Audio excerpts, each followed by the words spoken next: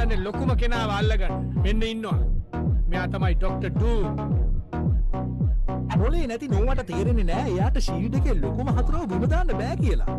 මං නිවුස් බලන්නේ නම් නෑ. ඒත් මං හිතනවා ඩූම් කියන්නේ දරුණු රජ කෙනෙක් නැත්තම් යක්ෂයෙක්. සෑමු අල්ලන්න හිතන එකම පිස්සුවක්. නිකි කොල්ලෝ අපිට ලෑස්ති ඊළඟ පුහුණුවීමට.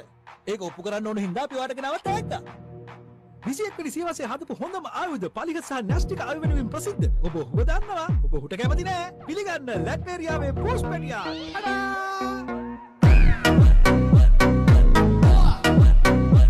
එච්චර කාලයකට පහළ වුණු භයානකම මිනිහා වල්ලගෙන ආවා.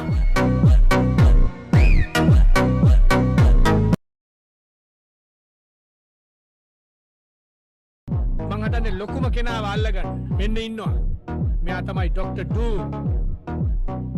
මොලේ නැති නෝවට තේරෙන්නේ නෑ එයාට ෂීල්ඩ් එකේ ලොකුම හතුරව බිම දාන්න බෑ කියලා. මං නිවුස් බලන්නේ නම් නෑ. ඒත් මං හිතනවා ඩූම් කියන්නේ දරුණු රජ කෙනෙක් නැත්තම් යක්ෂයෙක්. සෑමු අල්ලන්න හිතන එකම පිස්සුවක්. නිකි කොල්ලෝ අපිට ලෑස්ති ඊළඟ පුහුණුවීමට. ඒක ඔප්පු කරන්න ඕන හින්දා අපි ඔයාලට ගෙනාවත් ඇත්තා. 21 වෙනි සියවසේ හදපු හොඳම ආයුධ පලිගත් සහ න්‍යෂ්ටික ආයුධ වෙනුවෙන් ප්‍රසිද්ධ. ඔබ හුව දන්නවා. ඔබ හුට කැමති නෑ. පිළිගන්න ලැට්වේරියාවේ පෝස්පෙඩියා.